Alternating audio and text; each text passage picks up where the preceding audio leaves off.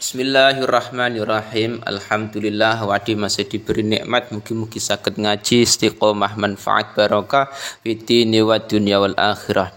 Bismillahirrahmanirrahim. Qauluhu faslun utawi kikono fasal suwiji.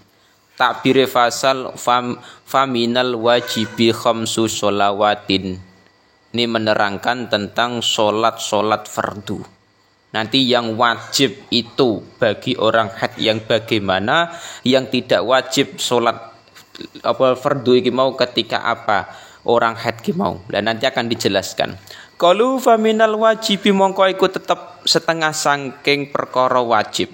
Khamsu sholawatin utawi 5 pira-pira salat. Salat yang wajib fil yaumi ing dalam sedina wal lailatilan sewengi. 1 hari 1 malam 24 jam kewajiban sholat 5. Nah, sholat 5 ini apa saja? Az-zuhru rupane khamsu, az-zuhru rupane duhur.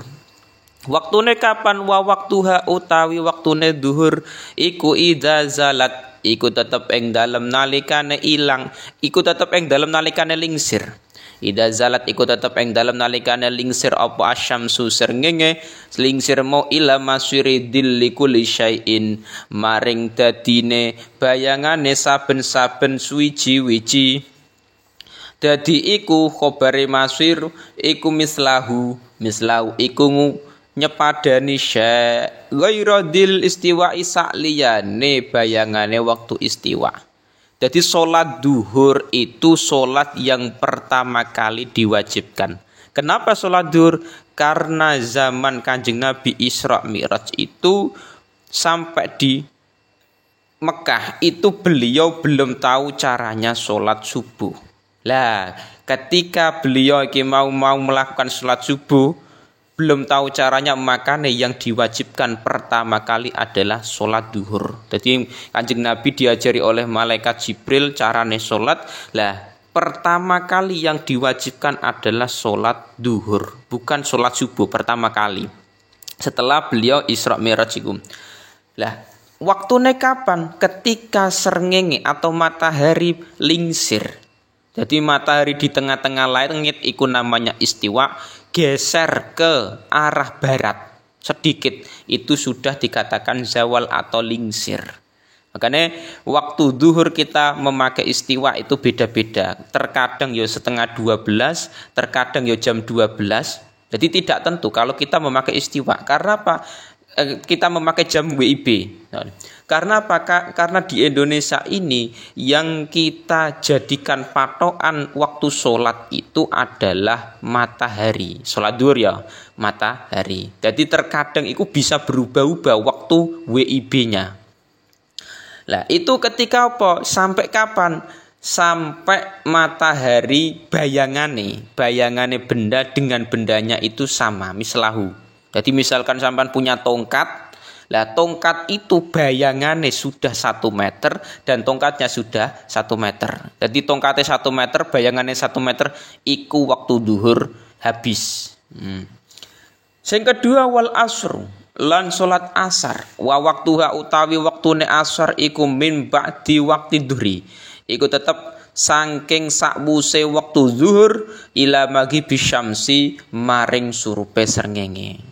Sholat asar itu waktunya setelah sholat duhur. Jadi ketika bayangan benda dengan bendanya sama-sama 1 meter, bendanya 1 meter, bayangannya 1 meter. Habis waktu duhur, masuk waktu asar. Nah, sampai kapan? Sampai matahari surup atau tenggelam. Jadi matahari tenggelam surup itu sudah habis waktu asar. Nah, makanya itu akhir dari sore itu loh biasanya.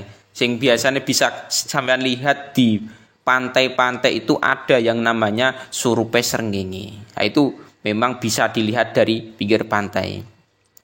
Qaluhu al maghribu lan waktu maghrib.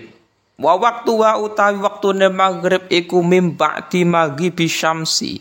Iku tetep saking sakwuse surupe srengenge ila magi bisyafaki maring surupe mega al ahmari kang abang.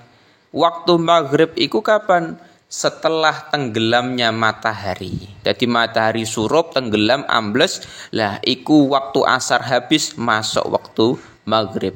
Sampai kapan waktu maghrib iki? Sampai mega merah. Jadi mega sing warnane merah itu di langit sudah tidak ada. Itu waktu maghrib sudah habis. Qaluhu wal isya ulan waktu wal isya ulan salat isya.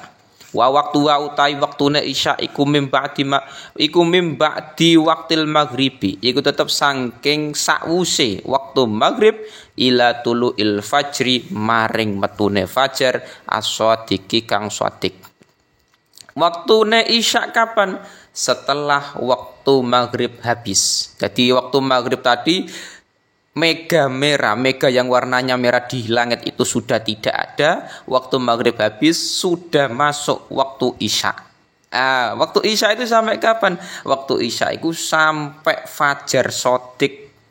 Makanya waktu isya itu paling panjang. Sholat isya itu sholat sing waktunya paling panjang. Waktune lho ya, waktune. Makanya bisa dilakukan jam 12 ya monggo, jam 1 malam ya silakan.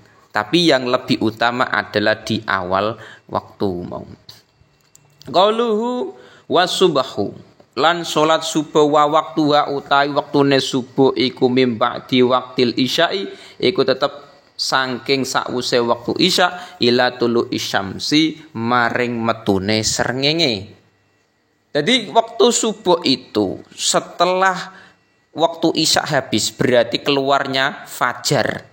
Fajar shadiq bukan fajar kadhib, fajar kok shadiq itu terlihat waktu isya habis masuk waktu subuh. Lah waktune subuh sampai kapan? Sampai matahari itu keluar atau terbit. Jadi nek waktu matahari sudah terbit terlihat, maka itu waktu subuh sudah habis. Nanti berganti waktu duha. Nah itu memang jamnya berbeda-beda kalau kita pakai WIB. Terkadang ya jam 6 punjul sedikit, terkadang ya setengah 7 ya bisa. Jadi beda-beda karena yang kita buat patokan waktu sholat itu matahari, bukan jam WIB. Lah hukumnya bagaimana melakukan sholat iki? Fatajibu mongko wajib apa hadil furudu apa ikilah pira-pira fardu ning di fi auqatiya ing dalem pira-pira waktune furud ala kulli muslimin ing atase saben-saben wong Islam. Ala kulli muslimin ing atase saben-saben wong Islam sifate baligin kang balik akilin kang duweni akal tahirin kang suci. Jadi wajib melakukan 5 sholat ini di waktu-waktu yang telah disebutkan tadi. Nah, ala kulli muslimin kewajiban sholat itu kanggo wong Islam. Dan wong kafir wong kafir ki niate sholat wis gak sah. Percuma dia sholat. Di dunia dia tidak kewajiban sholat. Tapi nanti di akhirat ya wis neraka panas mau. Makanya kita bersyukur masih diberi nikmat Islam, kita lakukan sholat 5 waktu ini mugi-mugi barokah. Dan tidak hanya Islam, balik orang yang sudah balik. Jadi ini anak kecil umur 2 tahun yang belum balik itu belum kewajiban sholat. Akilen punya akal. Nek orang nggak punya akal, gila misalkan, itu tidak kewajiban sholat. Jadi yang berkewajiban sholat adalah orang-orang yang punya akal. Jadi nek kepengen nggak kewajiban sholat, malas sholat, ya mending akalnya dibuat, nggak usah punya akal. Naudzubillah mau. Tahirin yang suci dari haid dan nifas. Jadi nek dia mau haid dan nifas bagaimana? Lah nanti akan dijelaskan. Ada yang kewajiban sholat, ada yang tidak, tergantung. Jadi intinya posisi haid itu tetap dia tidak boleh sholat. Dan sholatnya nanti dikondok atau bagaimana? Lah nanti akan dijelaskan setelah ini. Qalu fa yahrumu monggo haram apa takdimu apa ndhisikake sholat ki mau furud, sholat sing difarduna ala waqtiya ing ngatasé waktune sholat kang difarduna. Wa ta'khiru lan ngakhirake sholat iki mau sing difarduna anhu sangke waktu. Kanggone apa? Li ghairi uzrin, krana saliyane udzur. Makane haram bagi orang yang melakukan sholat sebelum waktunya. Jadi sholat duhur misalkan jam 11:30 duhur sudah masuk.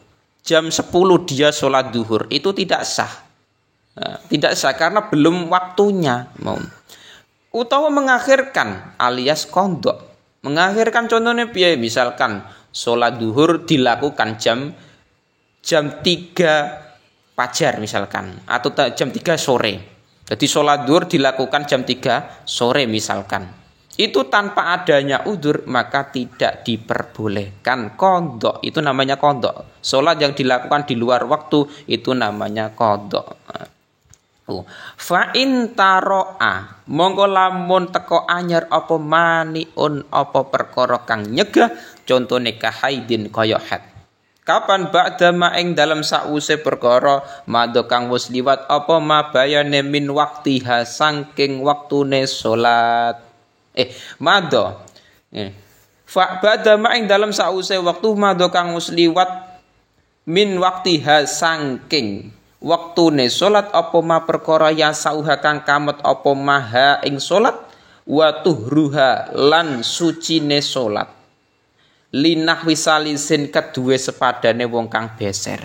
Jadi ketika memang waktu salat sudah masuk tetapi delalah keluar darah haid. Lah keluarnya darah haid itu waktunya. Nah, waktunya iku cukup atau bisa digunakan untuk melakukan bersuci dan melakukan sholat. Maka wajib lazimahu. Maka wajib hu engman apa qada'u hangodoi sholat. Jadi misalkan ada perempuan jam 1:30 belum sholat duhur. 1:30 andane asar jam 3 misalkan. 1:30 belum sholat duhur terus ternyata keluar darah haid. Ini kan ada waktu yang mana mampu atau cukup digunakan untuk bersuci dan melakukan sholat. Tapi ternyata malah ada haid. Dan kita tahu orang yang haid atau nifas itu haram melakukan sholat. Lebih engkau wajib mengqadha'i setelah dia suci. Jadi setelah dia haid suci, maka dia wajib mengqadha' sholat tadi duhur yang ternyata belum dilakukan tapi sudah keluar darah haid jam 1:30 siang.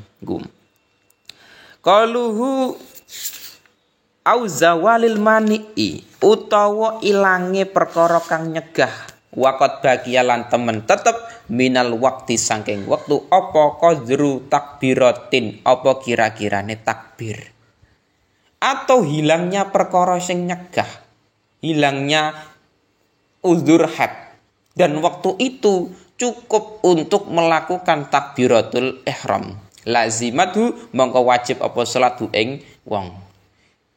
Ketika memang ada perempuan haid selama 10 hari misalkan. Lah ternyata jam 2 siang iku darah haid sudah mampet, sudah suci. Dan ada waktu andaikan untuk melakukan sholat itu masih cukup. Itu tetap wajib. Nah, jadi andaikan ada waktu yang cukup untuk melakukan takbiratul ihram, maka dia wajib sholat. Jadi tetap sholat duhure wajib. Mungkin jam 2 sudah suci, andane asar jam 3. Kan ada waktu untuk andaikan melakukan takbiratul ihram kan ya cukup kan mau. Nah, iku tetap wajib sholat. Kalau wakadalan iku kaya mengkono lazimat huma utawi sholat ko belakang tetap ing dalam sak durunge sholat ing jumiat lamun den jamak apa sholat ma'aha ing dalam sartane sholat. Jadi ketika nantinya terjadi kasus ngeten, ada perempuan keluar darah haid selama 10 hari. Terus kemudian darah haid itu berhenti di waktu asar. Waktu asar jam 4 sore. Jam 4 sore waktu asar sudah suci. Mampet hete. Lapiye maka sholat asar tersebut wajib. Karena ada waktu untuk melakukan sholat. Pertama itu. Yang kedua dan sholat sebelumnya. Maqoblaha. Sholat sebelumnya. Yang bisa dijamain jumiat lamun den jamak apa salat ma'aha. Jadi salat sebelumnya juga kewajiban dia. Jadi duhur berarti jam 4 dia suci dari haid, maka salat asar wajib, Dan begitu juga sholat duhur wajib dikondok. Wajib dikondok. Mau. Nah itu yang banyak perempuan yang kurang begitu paham tentang ini. Jadi yang kewajiban tidak hanya asar, tapi sholat sebelumnya duhur juga wajib dikondok. Karena apa? Sholat duhur itu andaikan dijamak dengan asar itu masih bisa. Makanya kewajiban dia melakukan imaum. Nah ini penting sekali untuk para perempuan melakukan sholat ini. Ada yang kewajiban dilakukan, ada yang tidak wajib dilakukan. Contohnya apa? Ketika darah haid itu keluar di luar waktu sholat, bukan di dalam waktu sholat. Jam 9 pagi keluar darah haid, maka sholat duhurnya tidak wajib. Tapi kalau darah haid itu keluar atau berhenti di waktu sholat, nah iki di waktu sholat misalkan jam 1:30, itu nanti yang bermasalah imau. Dan nanti tetap dia kewajiban mau.